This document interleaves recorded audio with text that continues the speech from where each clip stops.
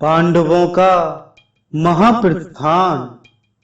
व्यास जी कहते हैं, अर्जुन को अपने चरणों की वंदना करते देख मैंने पूछा, पार्थ तुम इस प्रकार अत्यंत उदास क्यों हो रहे हो? तुमसे किसी ब्राह्मण की हत्या तो नहीं हो गई है, अथवा विजय की आशा भंग होने से तुम्हें दुख हो रहा है? इस समय तुम सर्वथा श्रीहीन हो गए हो। तुमने किसी अगम्य स्त्री से रमण तो नहीं किया जिससे तुम्हारी कांति फीकी पड़ गई है, या कहीं निम्न श्रेणी के मनुष्यों ने तुम्हें युद्ध में परास्त कर दिया है? मेरे ऐसा प्रश्न करने पर अर्जुन ने लंबी सांस छोड़ते हुए कहा, भगवान सुनिए, जो हमारे तेज, बल, वीर, पराक्रम, श्री और कांति थे, वे भगवान श्री कृष्ण हम लोगों को छोड़कर चले गए। मुने, जो महान होकर भी साधारण मनुष्यों की भांति हमसे हंस हंस कर बातें किया करते थे, उन्हीं के बिना आज हम तिनकों के पुतले की भांति सारहीन हो गए हैं। मेरे दिव्यास्त्रों, दिव्य बाणों और गांडीव धनुष के जो मूर्तिमान सार थे, वे भगवान पुरुषोत्तम हमें छोड़कर चले गए, जिनकी कृपा दृष्टि से लक्ष्मी, विजय, संपत्ति और उन्नति ने कभी हमारा साथ नहीं छोड़ा।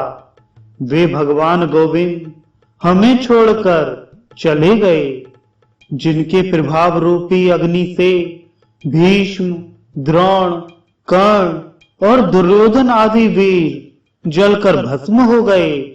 उन भगवान श्री कृष्ण ने इस भूमंडल को त्याग दिया। तात चक्रपाणी गोविंद के विरह में केवल मैं ही नहीं, यह सारी पृथ्वी ही यौवन, श्री और कांति से हीन प्रतीत होती है। जिनकी कृपा से भीष्म आदि वीर आग में पतंगों की भांति मेरे पास आकर भस्म हो गए, आज उन्हीं श्री कृष्ण के बिना मुझे ग्वालों ने हरा दिया।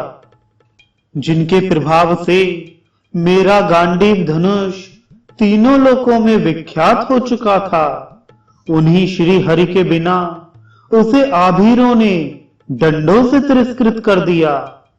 महामुनि, मेरे साथ कई हजार अनाथ स्त्रियां थीं और मैं उनकी रक्षा के लिए पूर्ण यत्न कर रहा था, तो भी डाकुओं ने केवल लाठी के बल पर उन्हें छीन लिया। पितामहा, ऐसी अवस्था में मेरा श्रीहीन होना कोई आश्चर्य की बात नहीं है। आश्चर्य तो यह है कि मैं नीच पुरुषों द्वारा अपमान के पंख में सना हो जाकर भी निर्लज्जता पूर्वक जीवन धारण कर रहा हूं। व्यास जी कहते हैं, द्विजवरों, पांडु नंदन महात्मा अर्जुन अत्यंत दुखी और दीन हो रहे थे। उनकी बात सुनकर मैंने कहा, पार्थ तुम लज्जा ना करो, शोक में भी ना पड़ो, सोचो और समझो। संपूर्ण भूतों में काल की ऐसी ही गति है। पांडुनंदन, प्राणियों की उन्नति और अवनति का कारण काल ही है। यह जो कुछ होता है और हुआ है, सब काल मूलक ही है। यह जानकर तुम धैर्य धारण करो।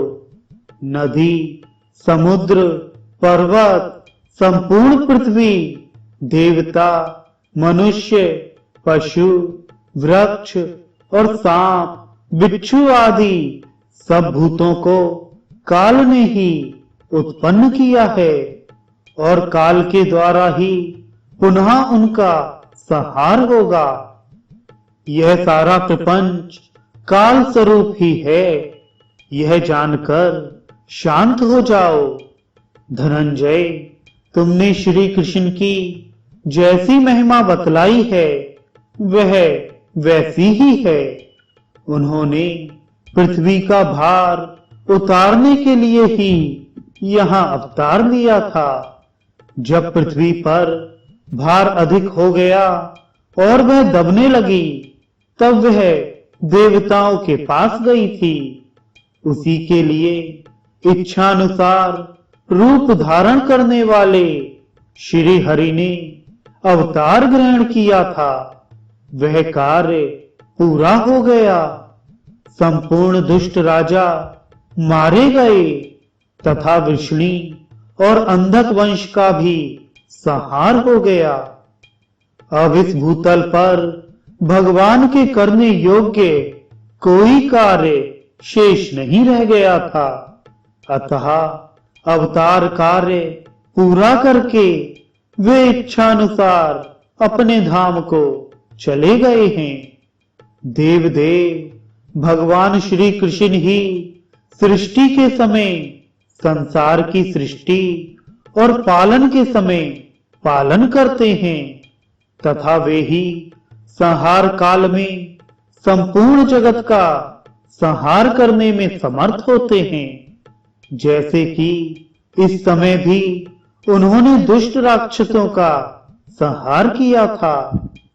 अतः पार्थ, तुम्हें अपनी पराजय से दुख नहीं मानना चाहिए, क्योंकि अभ्युदय का समय आने पर ही पुरुषों द्वारा बड़े बड़े पराक्रम होते हैं।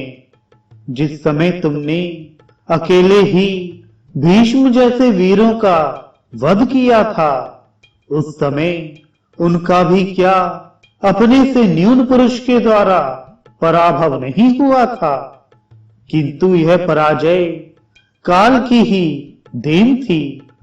भगवान विष्णु के प्रभाव से जिस प्रकार तुम्हारे द्वारा उनकी पराजय हुई, उसी प्रकार लुटेरों के हाथ से तुम्हें भी पराजित होना पड़ा।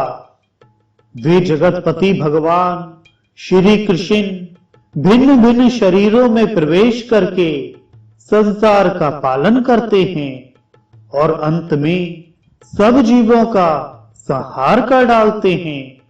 जब तुम्हारे अभ्युदय का समय था, तब भगवान श्री कृष्ण तुम्हारे सहायक हो गए थे, और जब वह समय बीत गया, तब तुम्हारे विपक्षियों पर भगवान की कृपा दृष्टि हुई है। तुम गंगा नंदन भीष्म के साथ संपूर्ण कौरवों का संहार कर डालोगे।